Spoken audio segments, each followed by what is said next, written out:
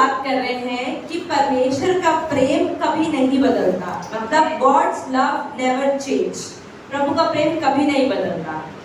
तो आज हम बात करेंगे होशे की पुस्तक से। जैसे बाइबल के अंदर आपको पता होगा कि बहुत कुछ किताबें भविष्यवक्ताओं ने भी लिखी है, जिसको बहुत सारे प्रॉफिट्स ने लिखी है, बहुत सारी किताबें। तो बाइबल में 12 ऐसे भविष्यवक्ता हैं जिनको माइनर प्रॉफिट्स बोला जाता है। तो मतलब कि अगर आप अपना इंडेक्स, पास्टर ने बताया था, जब पास्टर जैसे अभी वर्ड ऑफ गॉड के बारे में प्रीचिंग कर रही है लास्ट 4 संडे से, तो अगर आप अपना इंडेक्स खोल सकते हैं बाइबल का, अगर आपको खोलना है तो, हिंदी बाइबल जिसके पास है एक बार इंडेक्स खोल लें। पास्टर ने ऐसे अच्छे से डिफरेंशिएट किया था। मैं सिर्फ बताऊंगी कि मैं जिस बारे में बात कर रही हूँ वो कहाँ पर है, ताकि इंडेक्स पहला पेज, यहाँ पे सारे चैप्टर्स के नाम है नहीं, ठीक है। तो पुराने नियम में जब हम बात करते हैं तो यहाँ पे आखिरी, अगर आप पुराने नियम के उल्टे से गिनेंगे, मलाकी, जकरिया, आगे ऐसे जो पुराने लास्ट के 12 जो लेखक हैं वो 12 प्रॉफिट्स हैं। तो 12 प्रॉफिट्स का जो पहला आज हम बात करते हैं, होशे की पुस्तक लिखी है बीच में दानियल के बाद। तो होशे जो आखिरी के 12 प्रॉफिट्स हैं उसमें पहला है, वो पहला माइनर प्रॉफिट बोला जाता है। माइनर मतलब कि छोटा। अब छोटा क्यों बोला जाता है? क्या वो हाइट में छोटा है, बुद्धि में छोटा है? क्यों छोटा बोला जाता है? क्योंकि इसके चैप्टर छोटा है, ठीक है। तो अगर आप देखते हो होशे से पहले जो किताबें हैं, जैसे आप पढ़ते हो यिर्मयाह की पुस्तक, यहेजकेल की पुस्तक, दानियल की पुस्तक, ये सब यशायाह की पुस्तक, ये लंबी लंबी किताबें हैं, इसलिए इन्हें मेजर प्रॉफिट्स बोला जाता है। और इन्होंने जो भी प्रभु का काम इन्होंने किया है वो पूरा डिटेल में बताया हुआ है। लेकिन जो लास्ट के 12 प्रॉफिट्स हैं तो माइनर प्रॉफिट्स बोला जाता है। उनकी पुस्तकें छोटी छोटी हैं, 4-5 पेजेस में खत्म हो जाती हैं, और प्रभु के लिए हो सकता है उन्होंने बहुत ज्यादा करा भी हो, लेकिन जो रिकॉर्डेड है वो थोड़ा थोड़ा रिकॉर्डेड है, इसलिए। तो आज हम पढ़ रहे हैं होशे की पुस्तक 1051, पुराना नियम, पेज नंबर 1051। अब अपनी बाइबल में खोल सकते हैं 1। तो आज हम पढ़ रहे हैं होशे की पुस्तक।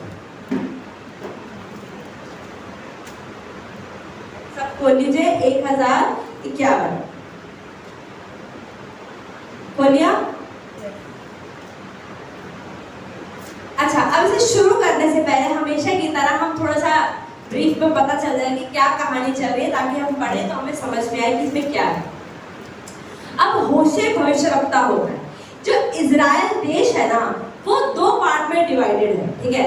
उसमें 2 किंगडम्स हैं। ये चीज मुझे पहले क्लियर नहीं थी, लेकिन अब थोड़ी क्लियर हो गई है। जो पूरा इजराइल देश है, जैसे हमारा इंडिया देश है, भारत देश है, तो इसमें अलग अलग प्रांत है ना, अलग अलग प्रदेश है। ऐसे ही इजराइल जो पूरा एक देश है वो बेसिकली 2 किंगडम्स, 2 राज्य में डिवाइडेड है। ऊपर के राज्य को इजराइल बोलते हैं, नीचे के राज्य को यहूदा बोलते हैं, यहूदा किंगडम है, नॉर्थन किंगडम। हाँ, जिसको उत्तरी राज्य बोलते हैं और दक्षिणी राज्य बोलते हैं। उत्तरी राज्य इजराइल और दक्षिणी राज्य जूदा, ठीक है, यहूदा जिसको मतलब बोलते हैं। तो हम इसके बारे में, तो अब हम बात कर रहे हैं होशे की। जो होशे भविष्यवक्ता है उसको प्रभु ने इजराइल का भविष्यवक्ता चुना, ठीक है। जब होशे इजराइल मतलब उत्तर के इजराइल के अंदर प्रचार करता है, उसके लिए प्रभु ने जो दक्षिण था उसके लिए यशायाह को चुना था। तो दक्षिणी इजराइल के अंदर मतलब सदर्न किंगडम ऑफ इजराइल में यशायाह मींस आइजाया प्रॉफिट चुना गया था प्रभु की ओर से, और वो प्रीचिंग करता था, वो प्रभु के बारे में लोगों को बताता था। लेकिन जो उत्तर था मींस नॉर्दर्न किंगडम था, उसके अंदर प्रभु ने होशे को चूज किया था, ठीक है। इतना आपको समझ आ गया? तो ये बात हो रही है 721 BC की बात है। मगर हम बात करते हैं यीशु मसीह से आज से 721 साल पहले की ये बात है, ठीक है। अच्छा, अब आप ये देख रहे हैं कि होशे की पुस्तक से जस्ट पहले पुस्तक है दानियल की पुस्तक, है ना। आप देखते हो होशे की पुस्तक जहाँ शुरू हो रही है उससे पहले दानियल की पुस्तक है। लेकिन ऐसा कई बार बताया जाता है, पास्टर ने बताया था, कि जो बाइबल है ना, ये जिस रीति से, जिस अनुसार सब कुछ हुआ है ना, उस रीति से रिकॉर्डेड नहीं है। तो एक्चुअली दानियल होशे के टाइम में पैदा भी नहीं हुआ था। होशे के भी कई 100 साल के बाद, 130 साल के बाद तो दानियल पैदा हुआ है। होशे की मिनिस्ट्री जो सेविका थी वो 40 साल चलती है, और उसके भी 130 इयर्स के बाद डेनियल पैदा होता है। जबकि बेबीलोन पढ़ते दानियल होता है, वो शेरों की मांग में डाला जाता है। शद्रक मेशक अबेदनगो, वो स्टोरी आपको याद होगी, उन्हें आग में डाल दिया जाता है। ये अब से होशे की पुस्तक के 130 मींस 130 इयर्स बाद की स्टोरी है। ठीक है, तो अब होशे की बात यहाँ पर हो रही है, हम होशे की पुस्तक पढ़ रहे हैं। अब क्या हुआ, इज़राइल क्योंकि प्रभु की जगह है, प्रभु के लोग वहां रहते हैं, लेकिन वहां रहते रहते क्या हुआ कि लोगों ने पाप करना शुरू कर दिया। हाँ, मसीही तो मतलब वो लोग हैं, पर वो विश्वासी तो कहलाते हैं, लेकिन धीरे धीरे उन लोगों ने क्या करा, मूर्ति पूजा करना शुरू कर दिया। उन्होंने बाकी देवी देवताओं, जो कि बाल देवता, बैल देवता जो थे, इनकी आराधना शुरू कर दी। बाल देवता आपने कई बार सुना होगा, ये लोग बाल देवता की आराधना करते थे, तो इन लोगों ने आराधना शुरू कर दिया। आराधना शुरू करते करते क्या हुआ, पाप बढ़ता चला गया। अब प्रभु को दुख होने लग गया, प्रभु को बुरा लगने लग गया कि मेरे लोग मुझे छोड़ किसी और की आराधना कर रहे हैं, तो प्रभु को बुरा लगने लग गया। अब होते होते, और उस समय इन लोगों के पास अच्छा, मतलब ये लोग परेशान नहीं थे। इजराइल के लोग ना बहुत अच्छा खाते पीते थे, बहुत खुश थे अपने राज्य में। उस समय होते होते मतलब पास का एक प्रदेश था असीरिया, इसको अशूर हिंदी में बोला जाता है। असीरियन एम्पायर के लोग, मतलब अशूर के लोगों ने इन पर आक्रमण कर दिया और इन्हें कैप्चर कर लिया और इनके ऊपर काम होने लग गया।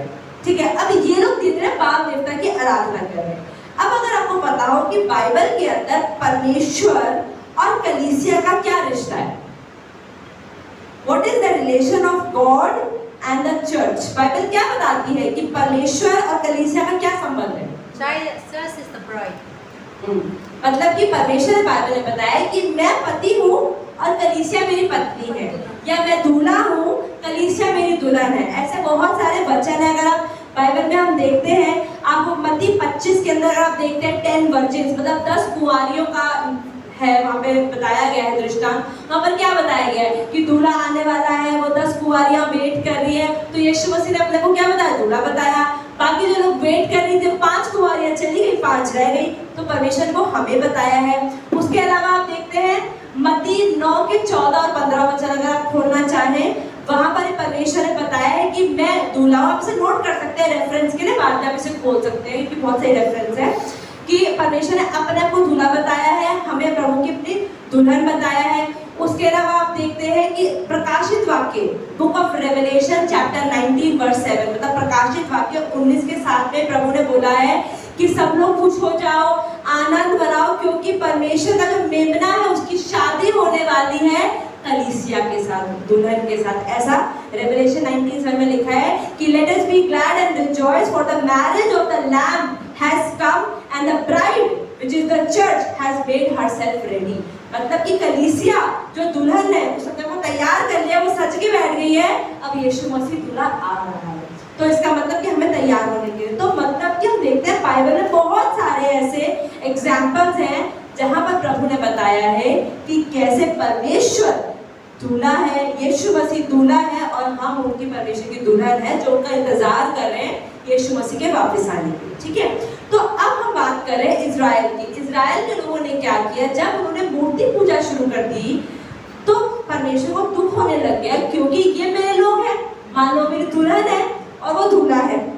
हस्बैंड और वाइफ का रिलेशन, ये हस्बैंड तो है और वो वाइफ उसके पास नहीं है, तो हस्बैंड को दुख हो रहा है कि भाई वो मेरी वाइफ मेरे पास ना आके किसी और के पास जा रही है, तो किसी भी हस्बैंड को दुख होगा, राइट। तो अब परमेश्वर को दुख हो रहा है। अब परमेश्वर अपना दुख इजराइल को जताने के लिए क्या करते हैं, भविष्यवक्ता को चूज करते हैं। अब आप देखते हैं परमेश्वर कई बार भविष्यवक्ताओं को यूज करता है कलीसिया से बात करने के लिए, अपने लोगों से बात करने के लिए। अब यहाँ पे प्रभु ने होशे को जब बताया ना, उसे अलग ही तरीके से बताया, मतलब कि परमेश्वर ने होशे को एक अलग तरीके से इस्तेमाल किया सारी इजराइल की प्रजा को ये समझाने के लिए कि मुझे कितना दुख हो रहा है। तो हम पढ़ते हैं होशे की पुस्तक पहला अध्याय। अब पढ़ें और यहाँ लिखा है, चैप्टर 1 पढ़ेंगे, पहले एक बार पूरा रीड करेंगे। चैप्टर 1 में 11 वर्सेस है। यहूदा के राजा उजिया, योताम, आहाज और हिजकिय्याह के दिनों में और इजराइल के राजा योआश के पुत्र यरोबोम के दिनों में यहोवा का वचन बेरी के पुत्र होशे के पास पहुंचा।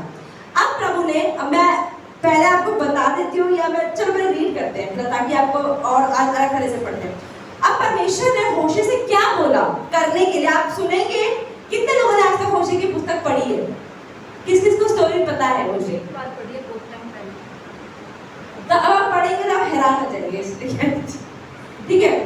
परमेश्वर ने क्या बोला? होशे की पत्नी और बच्चे। होशे एक प्रॉफिट है, भविष्यद्वक्ता है जो अभी उसकी शादी नहीं हुई है। प्रभु ने उसे क्या बोला सुनो।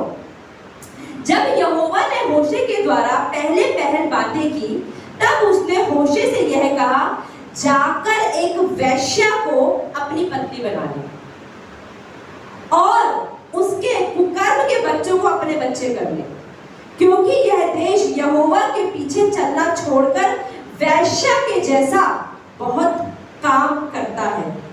अतः उसने जाकर दिबलैम की बेटी गोमेर को अपनी पत्नी कर लिया और वह उससे गर्भवती हुई और उसके पुत्र उत्पन्न हुए।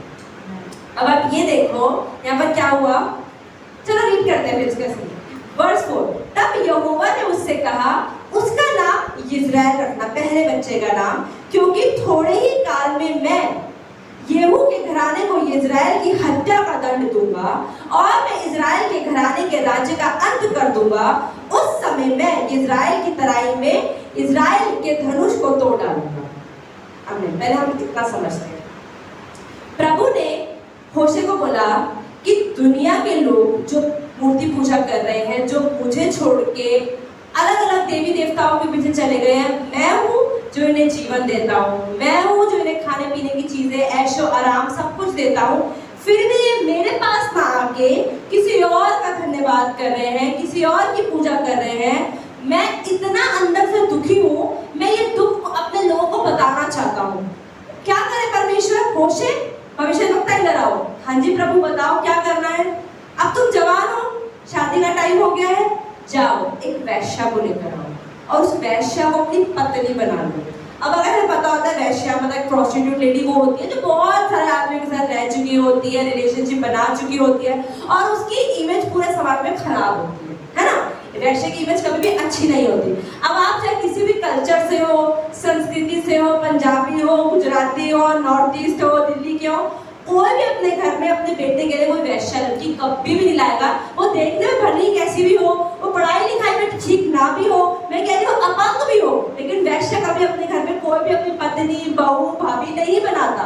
लेकिन प्रभु ने उसको बोला कि जा, हमारे शहर में एक औरत है वैश्या, उसको अपनी पत्नी बना ले।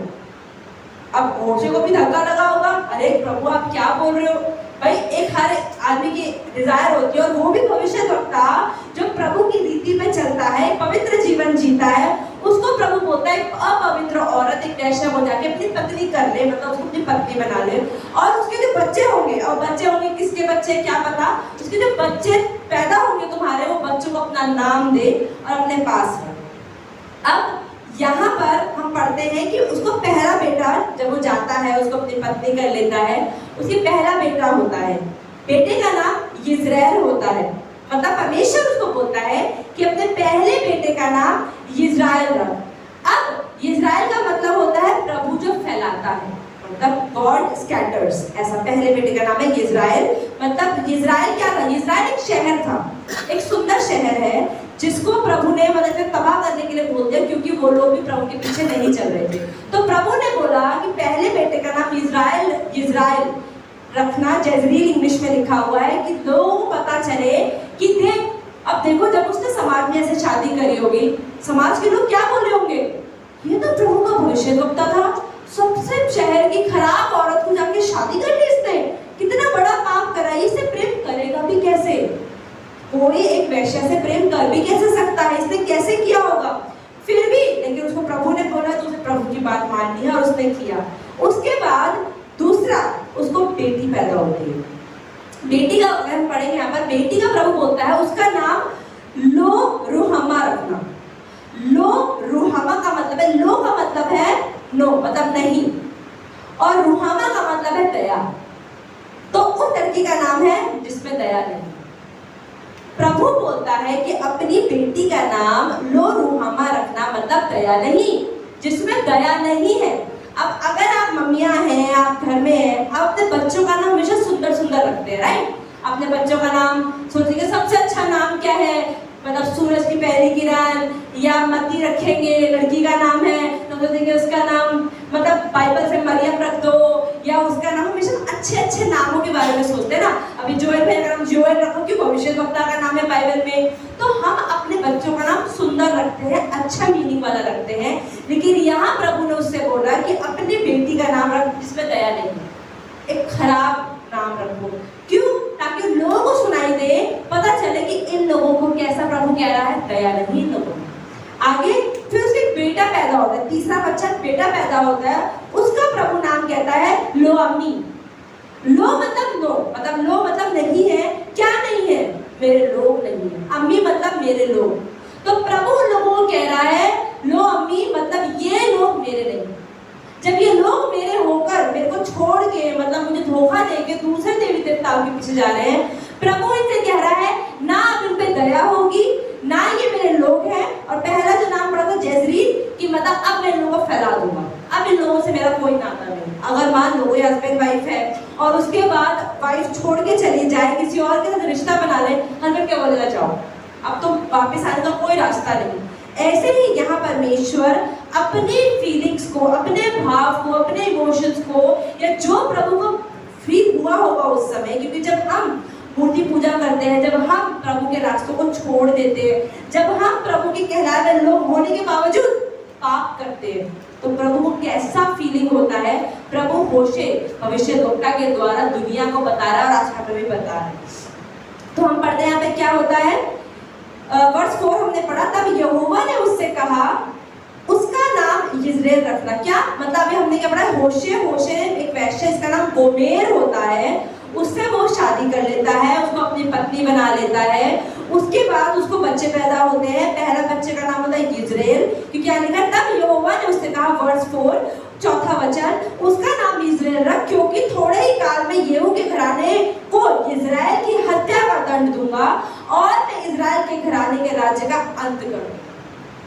मतलब प्रभु पहले बच्चे के नाम से दुनिया को ये बता रहा है कि मैं तुम्हारा अंत कर दूंगा, तुम्हें खत्म कर दूंगा। वर्स 5, उस समय मैं इजराइल की तराई में इजराइल के धनुष को तोड़ डालूंगा। वर्स 6 छठा वचन, वह स्त्री फिर गर्भवती हुई और उसके एक बेटी उत्पन्न हुई। तब यहोवा ने होशे से कहा उसका नाम लो रुहामा रख क्योंकि मैं इजराइल के घराने पर फिर कभी दया करके उनका अपराध किसी प्रकार से क्षमा नहीं करूंगा। अब वो व्यभिचार कर रही है ना, वो औरत एक व्यभिचार स्त्री है, उसके बाद क्या हुआ, तो प्रभु क्या कह रहा है यहाँ पर कि अब उन पर दया नहीं, ऐसे लोगों पे कोई दया नहीं, जबकि तुमने पत्नी तो कर लिया फिर भी कोई दया नहीं, उनका अपराध किसी प्रकार से क्षमा ना करूंगा, परंतु यहूदा के घराने पर मैं दया करूंगा और उनका उद्धार करूंगा। क्योंकि यहूदा नीचे है, इजराइल ऊपर है, प्रभु भी इजराइल के लोगों के ऊपर है, उन पर तो दया कर दूंगा लेकिन तुम पर दया नहीं करूंगा। आगे, और उनका उद्धार मैं धनुष या तलवार या युद्ध या घोड़े या सवारों के द्वारा नहीं परंतु उनके परमेश्वर यहोवा ही के द्वारा करूंगा। अब 2 बच्चे हो गए, एक बेटा एक बेटी। अब 3 वर्स 8, जब उस स्त्री ने लो रुहामा का दूध छुड़ाया तब वह गर्भवती हुई और उससे एक पुत्र उत्पन्न हुआ।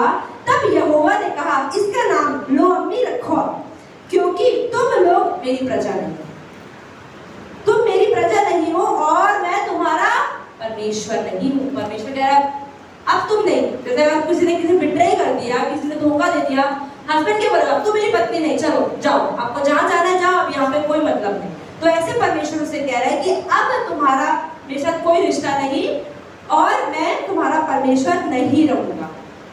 अब हम यहाँ पर देखते हैं कि तो 3 बच्चे हो गए, फिर भी आप देखो उस भविष्यद्वक्ता ने उसको अपनी पत्नी बनाया, उसे प्रेम से रखा हुआ, तब उसके बच्चे भी पैदा हुए, वो लोग साथ में रह रहे हैं।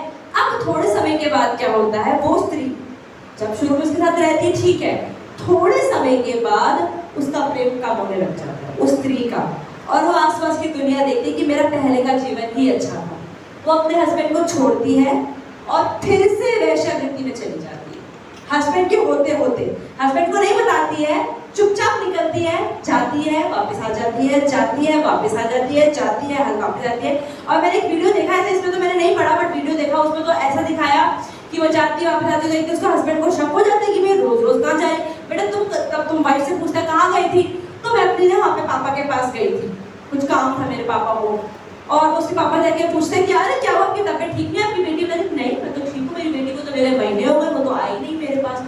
तो ऐसे ऐसे पता चलता है, और एक दिन वो पकड़ लेता है कि उसकी वाइफ उसको छोड़ के, उसको धोखा दे किसी और आदमी के पास जाती है, और एक दिन फाइनली वो घर छोड़ के वो कह देती है कि नहीं, मुझे आपके साथ नहीं रहना है, मुझे पहला जीवन अच्छा है, अब मैंने किसी और को चूज कर लिया, मैं वहीं जा रही हूँ। और वो उस आदमी के पास जाके उसकी दासी बन जाती है, मतलब अपने आप को बेच देती है पैसों के लिए। वेश्यावृत्ति यही होता है, पैसों के लिए अपने शरीर को बेचना। वो जाके अपने पैसों के लिए उसको बेच देती है, और वो आदमी उसको एक दासी नहीं, एक दासी में बदतर जीवन रखता है, उसको बहुत बुरी हालत में रखता है और बहुत टाइम तक रखता है। उस समय आप ये सोचो कि होशे भविष्यद्वक्ता की हालत क्या होगी कि प्रभु, मैंने आपके कहने से एक वैश्य तक को अपनी बीवी बनाया, उसने मुझे उसके बाद भी धोखा दे दिया, अब प्रभु मैं क्या करूं? प्रभु का आंसर सुनोगे? जाओ वापस लेके आओ उसको, फिर पत्नी बनाओ। उसी को जाओ, वो जिसके पास है उसको फिर खरीदो, वो जिस और आदमी के पास रह रही है फिर से पैसे लो, फिर जाओ, फिर खरीदो, फिर घर लाओ, फिर प्रेम करो तुम्हारी बीवी। परमेश्वर उसको ये कहता है। मतलब आप लोग पहली बार सुन रहे आपको भी हैरान हो रहा है, आपकी शक्लों से पता चल रहा है कि ऐसा कैसे परमेश्वर कह सकता है ना। और आजकल के टाइम में तो हम सोच भी नहीं सकते ना, इतना बड़ा दिल तो किसी का नहीं हो सकता। पर परमेश्वर कहता है फिर जाओ, फिर लाओ, घर में रखो, बीवी बनाओ, फिर लो। और हम आगे भी हम पढ़ेंगे, ऐसा होता है, वो जाता है, वो चांदी के सिक्के देता है, वो जाता है अपनी बीवी के पास और देखता है कि उसको बहुत बुरी तरह रखा हुआ होता है उस आदमी ने, बहुत उसके पास रहती है। मतलब इसमें तो नहीं देखा मैंने, वीडियो में देखा तो बहुत बुरी तरह उसको रखता है, मारता पीटता हुआ रखता है। और वो लेडी याद करती है कि पहले, यहाँ पे लिखा भी हम पढ़ेंगे, फर्स्ट चैप्टर 2 में लिखा है, वो कहते हैं कि पहले मैं अपने पहले पति के साथ ही अच्छी थी, यहाँ तो मेरी हालत और ज्यादा खराब हो चुकी है, काश मैं वापस जा सकती। और उसके पास जाने का रास्ता नहीं है, लेकिन उसका हस्बैंड फिर आता है, फिर पैसे देता है, फिर खरीदता है कि नहीं मेरी बीवी है, पैसे देने पड़ेंगे, कोई बात नहीं, ये लो, मैं लेके जा रहा हूँ। और फिर वो उसको लेकर जाता है, और फिर वो पश्चाताप करती होगी, और उसके साथ ही बाइबल में कहीं मेंशन है कि वो दोबारा उसको छोड़ के जाती है। हम इसे पढ़ते हैं, बहुत सुंदर है। दूसरा अध्याय पढ़ रहे हैं। यहाँ पे परमेश्वर, यहाँ पे अभी तक हमने क्या पढ़ा था बाइबल में कि वो जो औरत होती है उसके 3 बच्चे हो चुके होते हैं और वो लोग रह रहे होते हैं साथ में, ठीक है, यहाँ तक हुआ। अब आगे हम पढ़ते हैं चैप्टर 2 वर्स 5 से, वर्स 4 से पढ़ते हैं। उसके बच्चों पर भी मैं कुछ दया ना करूंगा, क्योंकि वे कुकर्म के लड़के हैं। उनकी माता, मतलब गोमेर की बात हो रही है, उस स्त्री की, वैश्या की, उनकी माता ने छिनाला किया है, जिसके गर्भ में वे पड़े हैं उसने लज्जा के योग्य काम किया है। मतलब शादी होने के बाद, बच्चे होने के बावजूद वो वेश्यावृत्ति कर रही है अभी भी। उसने कहा मेरे यार, मतलब मेरे शादी से पहले के जो बॉयफ्रेंड्स हैं या जो लड़के हैं, मेरे यार जो मुझे रोटी, पानी, ऊन, सन, तेल और मद देते थे, मैं उन्हीं के पीछे चलूंगी। क्योंकि जब वो जाती होगी वहां पर उसे पैसा भी मिलता होगा, तो कुछ कुछ सामान भी देते होंगे। वो कह रही मैं फिर वहीं जाऊंगी, मुझे जाना है, मैं जा रही हूँ। अपने हस्बैंड को ऐसा बोलती है और वो चली जाती है। अपने लिखा परमेश्वर कह रहा है कि वो जो औरत है वो ऐसा कहती है कि मैं उन्हीं के पीछे चलूंगी। इसीलिए परमेश्वर कहता है, इसीलिए देखो मैं उसके मार्गों को कांटों से घेरूंगा, क्योंकि उसने कितना गलत किया है।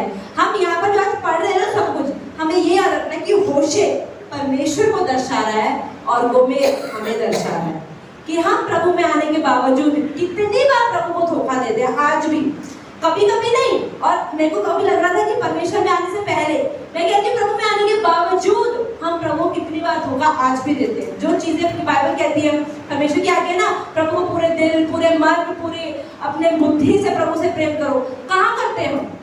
कभी कभी करते, कभी कभी नहीं करते ना। अगर मान लो मेरे को अभी देर से उठने का मन है, मैं देर से उठूंगी। कब सोचते हैं हाँ प्रभु को पहले रखो, अरे कोई बात नहीं 9 बजे पढ़ लूंगी, क्या हो गया, सो जाओ, है ना। कितनी बार हम, अरे झूठ तो नहीं बोलना चाहिए, हाँ लेकिन चल इतना मुझे माफी मांग लूंगी।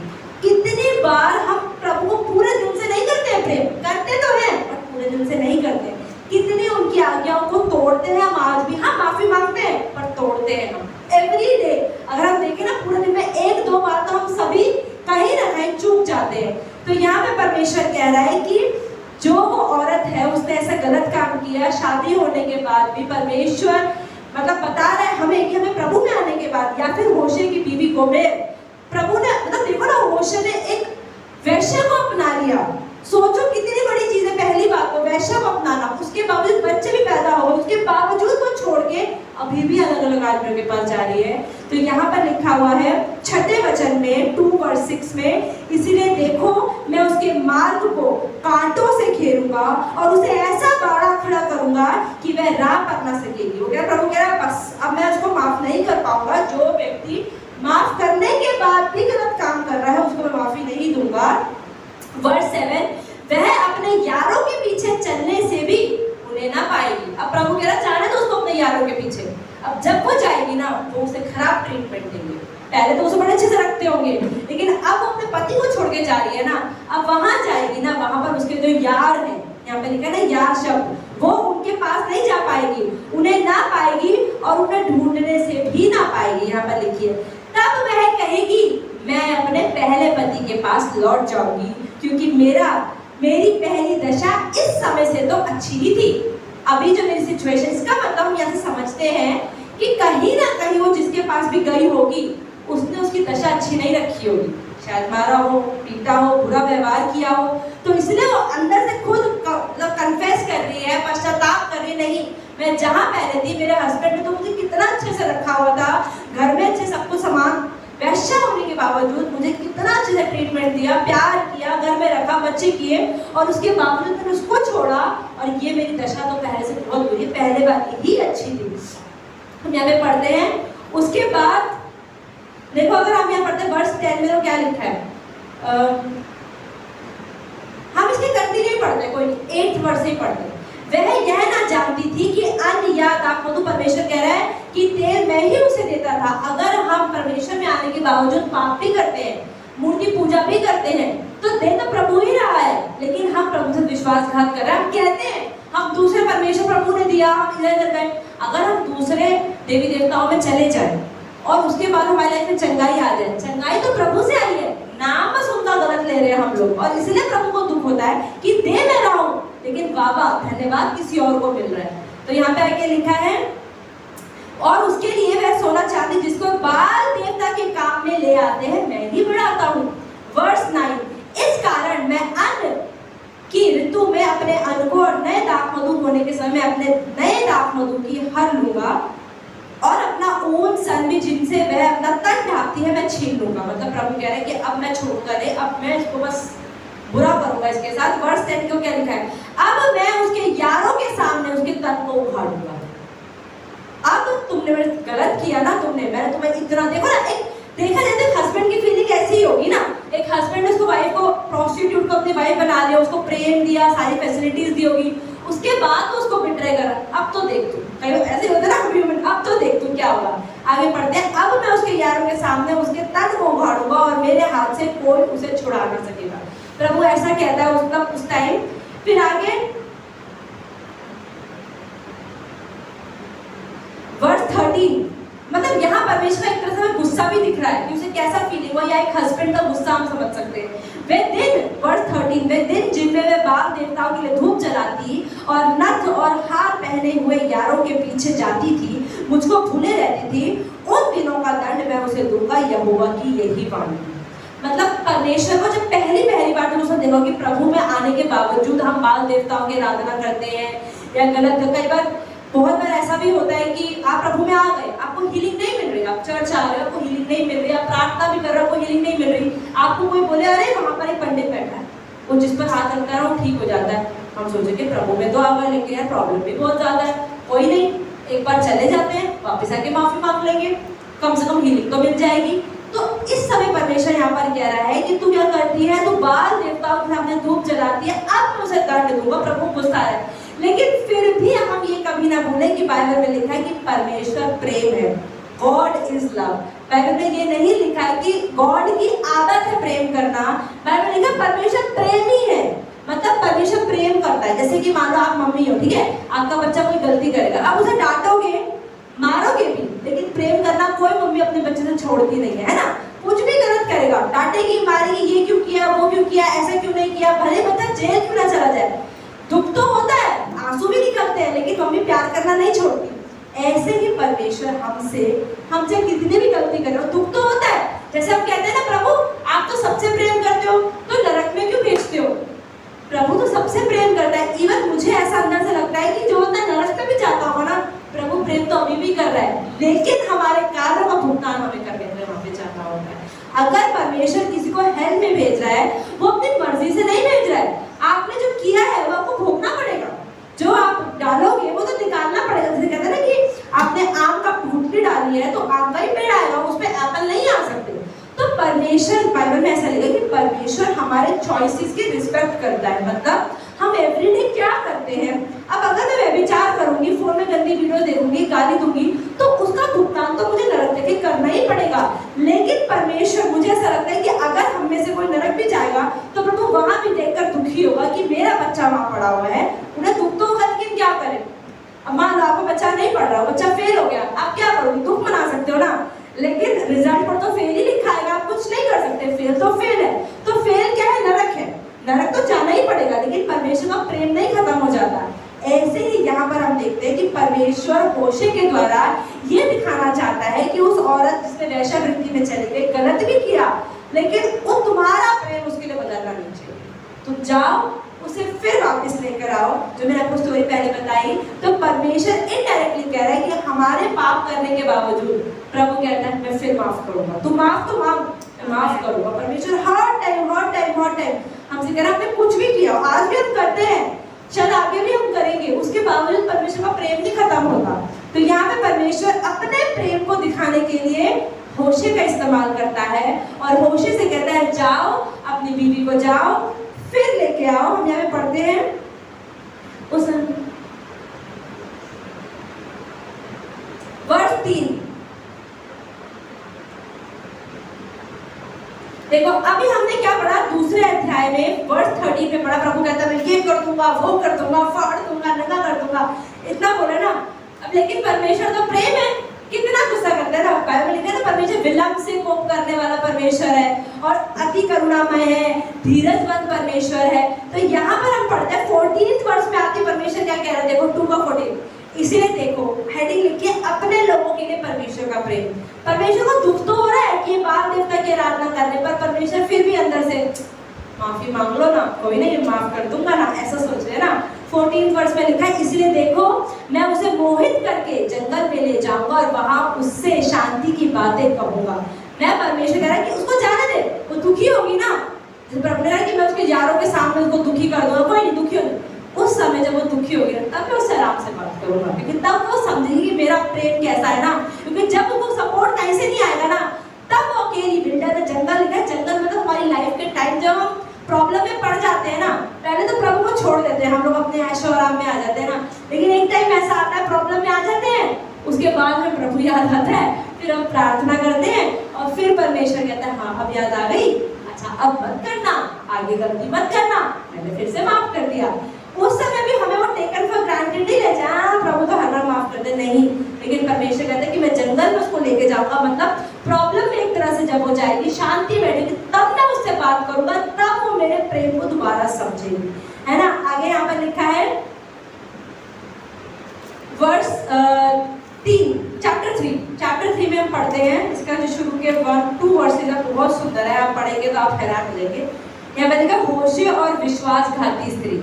हम यहाँ पर देख रहे हैं परमेश्वर का प्रेम और मनुष्य का विश्वासघात। एक तरह से आप ऐसे समझ सकते हैं। इसकी आज भी इसकी हेडिंग भी आप सकते हैं, जैसे मैंने बोला कि परमेश्वर का प्रेम जो नहीं बदलता, ये आज का टॉपिक है। लेकिन आप इसको ऐसे भी समझ सकते हैं कि God's love and people's unfaithfulness, मतलब कि परमेश्वर तो प्रेम पे प्रेम डाल रहा है और हम धोखे पे धोखे करते जाते हैं ना। तो यहाँ पे देखो क्या परमेश्वर होशे और विश्वासघाती स्त्री, चैप्टर 3 वर्स 1। फिर यहोवा ने मुझसे कहा, अब वो तो कितना दुखी हो रखा है ना उस समय।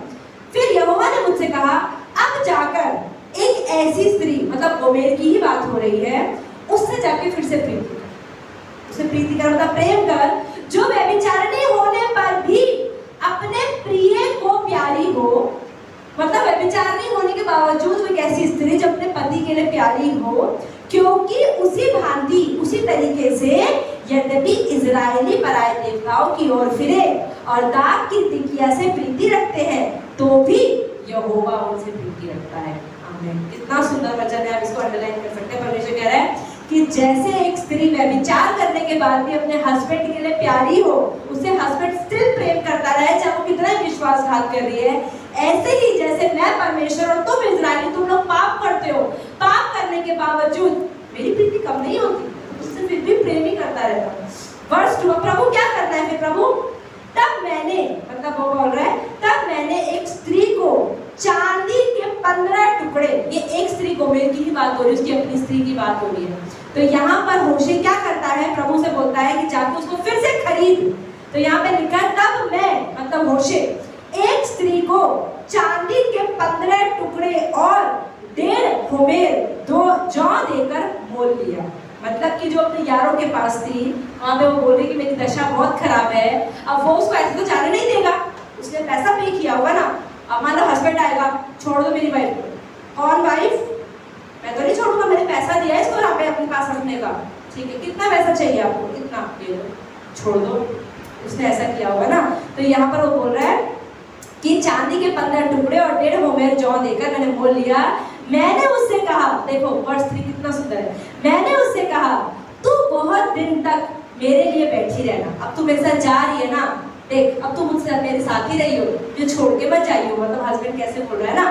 अब मैंने उससे कहा तू बहुत दिन तक मेरे लिए बैठी रहना और ना तो छिनाला मतलब कि धोखा मत दियो और ना किसी पुरुष की स्त्री हो जाना, और मैं भी तेरे लिए ऐसा ही रहूंगा। मतलब कि देखो ना, उसके जाने के बाद भी उसके हस्बैंड ने कोई और स्त्री नहीं करी, वो कह रहा अब तू मेरे पास आ गई है ना, मैं तेरे को लेके जा रहा हूँ, अब तू मेरा धोखा मत दियो, मेरे साथ रही हो, मैं भी तेरे साथ अच्छे से रहूंगा। यहाँ पर क्योंकि अब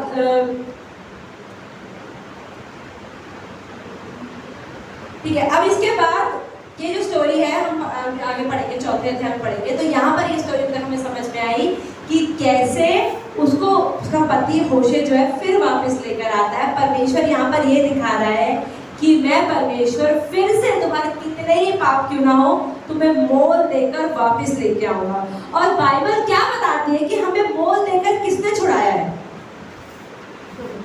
यीशु मसीह ने, है ना। तो यहाँ पर होशे जो मैंने आपसे कहा कि परमेश्वर है, गोमेर उनकी पत्नी हम है, जो हम बार बार विश्वासघात करते हैं, प्रभु का अनफेथफुल हो जाते हैं।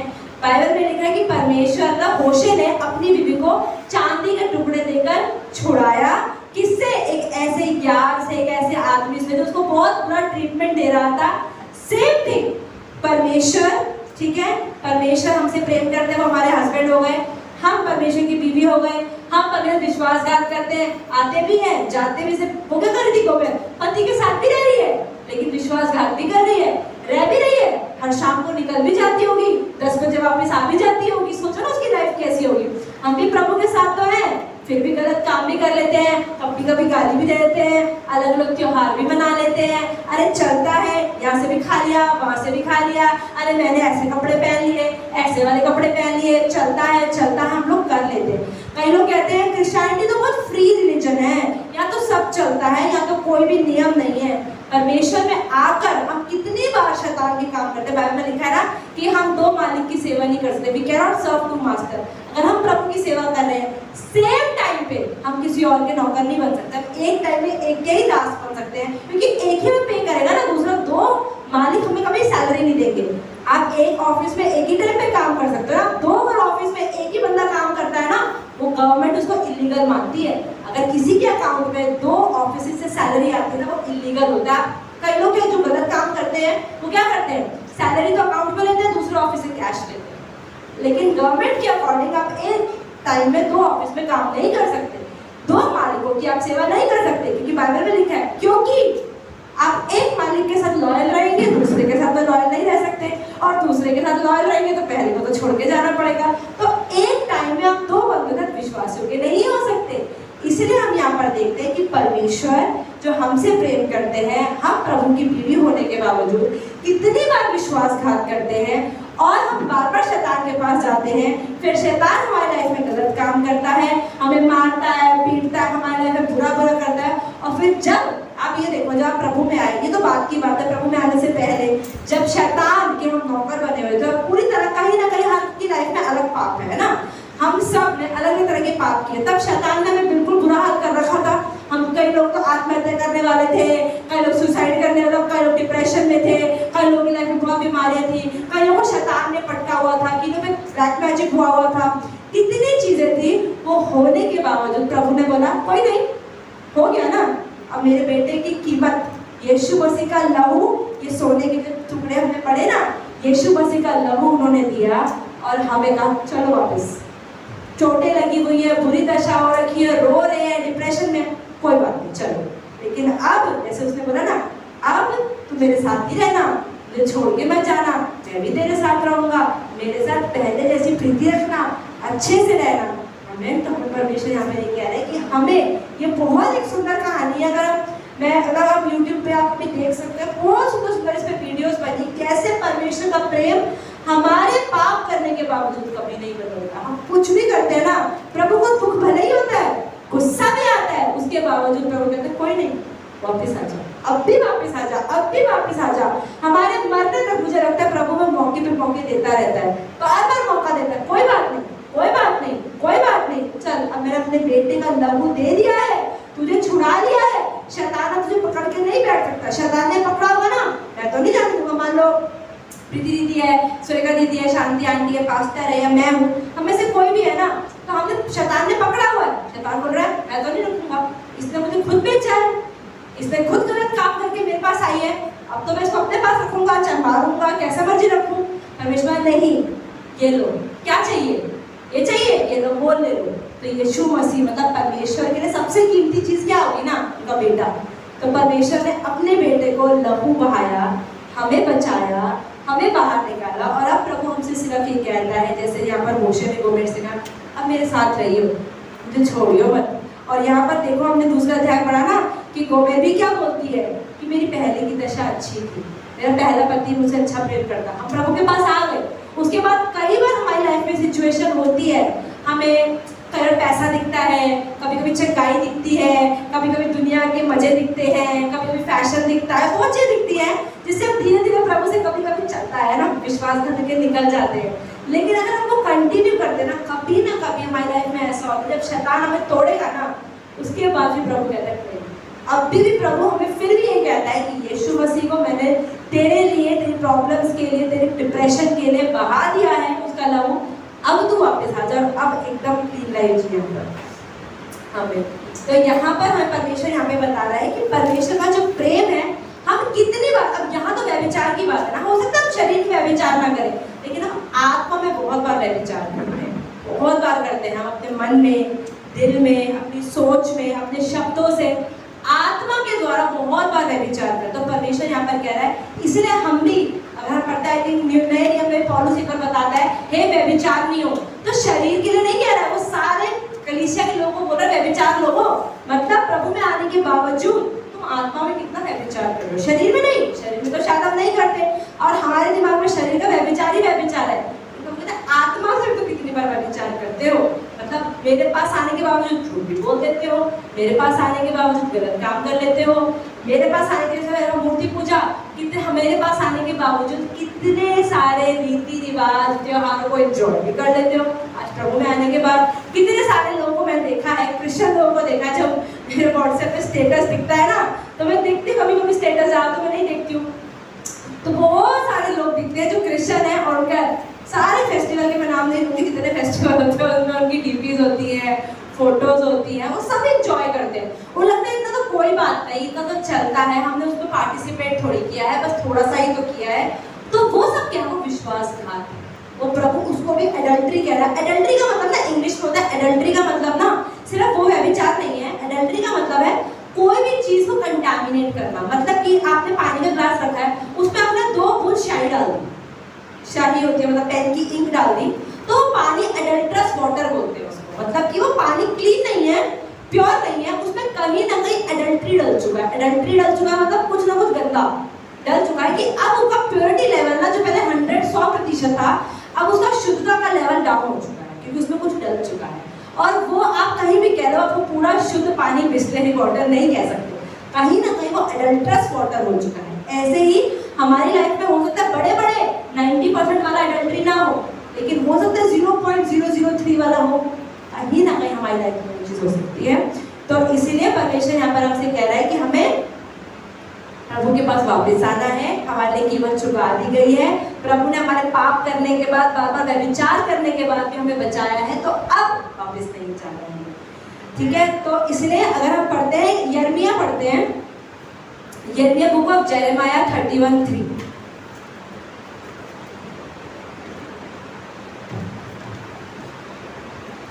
जेरेमिया पीछे जाएंगे, पीछे ये अब हमें ना ये चीज़ में पता होनी चाहिए। जैसे माइनर प्रॉफिट्स पढ़ रहे हैं ना, तो अब यिर्मयाह एक मेजर प्रॉफिट है, मतलब यिर्मयाह की पुस्तक की लंबी पुस्तक है, इसका मतलब पीछे होगी इसके। ठीक है, होशे के बाद जितनी 11 किताबें हो रहा है वो सारी छोटी छोटी किताबें। हमने पिछला योना पढ़ा था, 4 चैप्टर का चैप्टर है वो पूरी बुक ना, तो छोटी छोटी है। अब हम बड़े यिर्मयाह है, यशायाह है, ये सारी पुस्तकें इससे पहले आती है। मत्ती, मरकुस, लूका ये हम लोग तो नया नियम है, हम पुराने नियम की पुस्तक पढ़ रहे हैं। तो हम पढ़ रहे हैं यिर्मयाह 31:3। यशायाह भी एक मेजर प्रॉफिट है, मतलब उनकी पुस्तक लंबी लंबी पुस्तक है। ठीक है, तो यिर्मयाह 31:3 में यहाँ पे क्या लिखा है? यहोवा ने मुझे दूर से दर्शन देकर कहा, मैं तुझसे सदा प्रेम रखता आया हूँ, इस कारण मैंने तुझ पर अपनी करुणा बनाए रखी है। आमीन। तो परमेश्वर कह रहा है मैं तुझ सदा प्रेम रखता आया हूँ, मतलब मेरा प्रेम तो बदलता ही नहीं।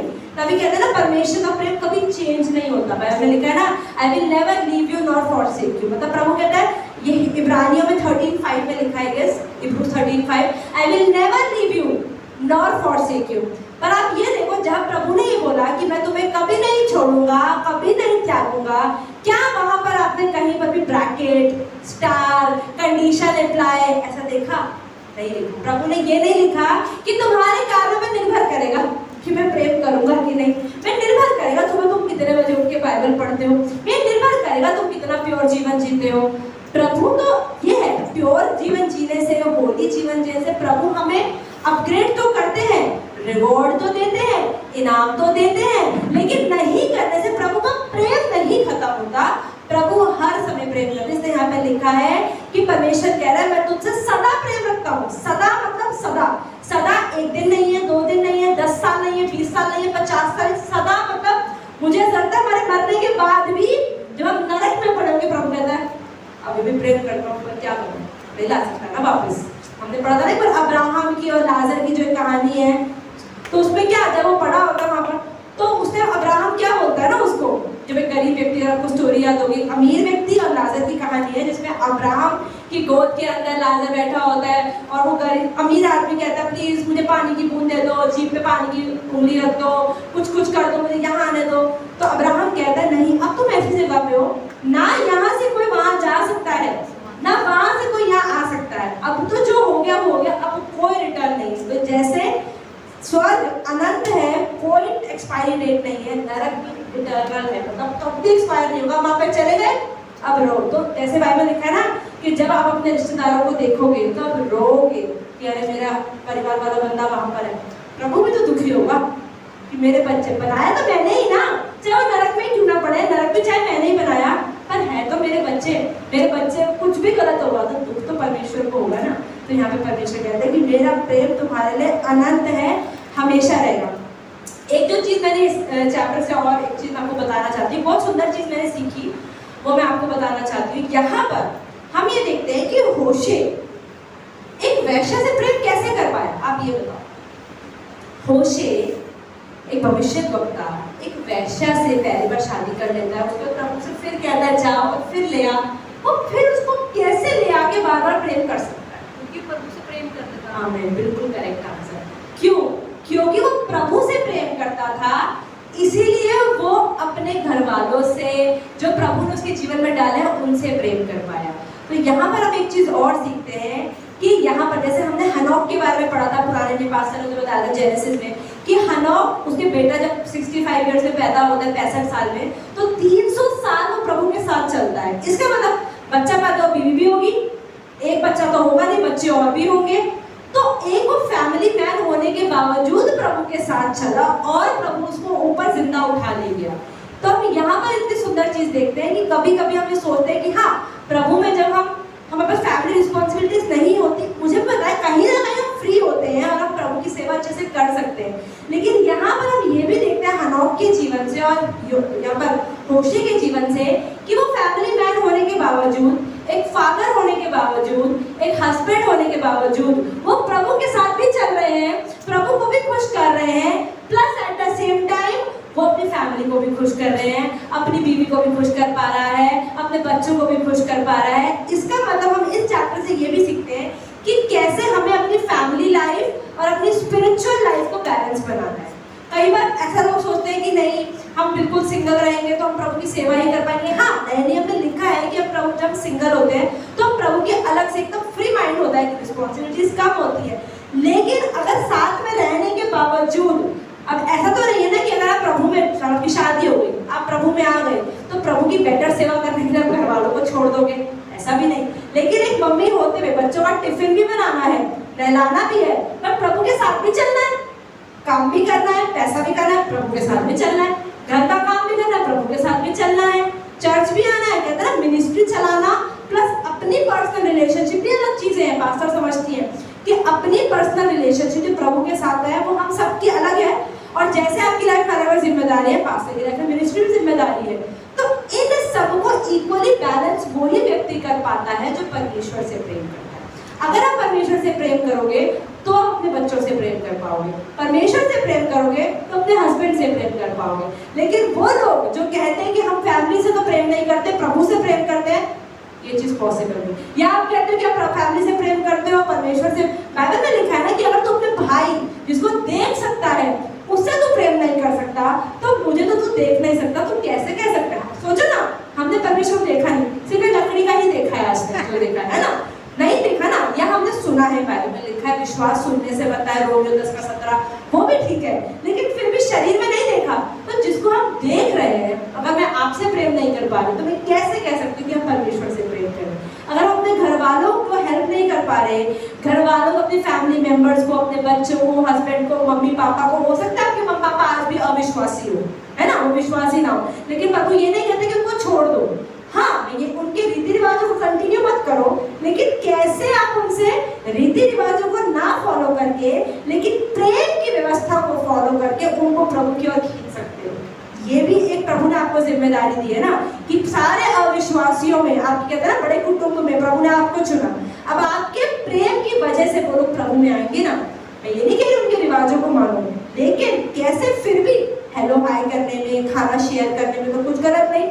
हाँ, उनका खाना वैसा वाला मत खाओ, लेकिन आप उनसे प्रेम दिखा के उनको धीरे धीरे प्रभु की ओर ला सकते हो, क्योंकि बाइबल में लिखा परमेश्वर प्रेम है। यीशु मसीह ने पूछा कि सबसे बड़ी आज्ञा क्या है? अपने परमेश्वर पिता से पूरे दिल, पूरे मन, पूरे सोच से प्रेम करो।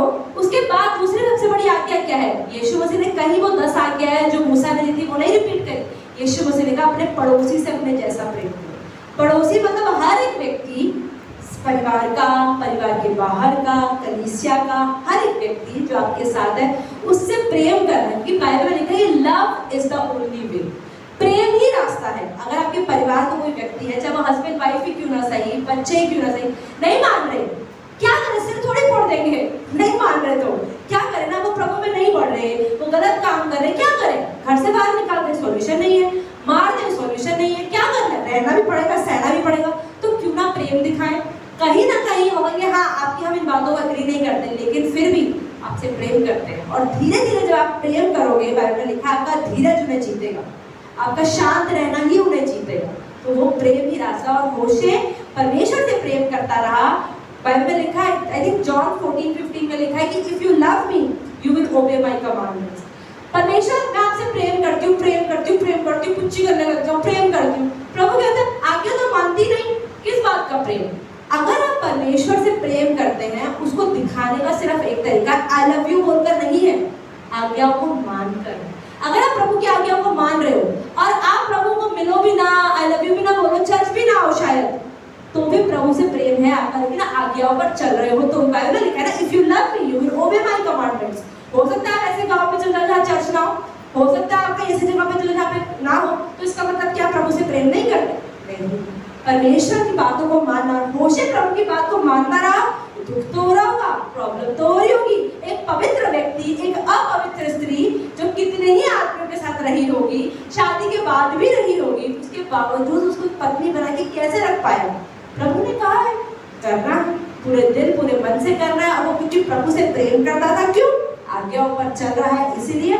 और इसीलिए वो ऐसी एक स्त्री जो कि परफेक्ट बिल्कुल नहीं है, देखा है तो परफेक्ट तो हम में से कोई भी नहीं है। आज हम भी देखेंगे, अगर आप मेरे साथ भी रहेंगे तो आपको मेरे अंदर बहुत सारी कमियां दिखाई देगी।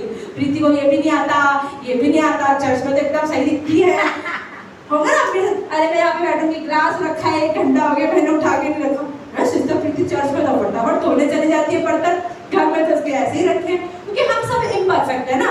लोगों के साथ और हम अकेले में हम सब अलग है।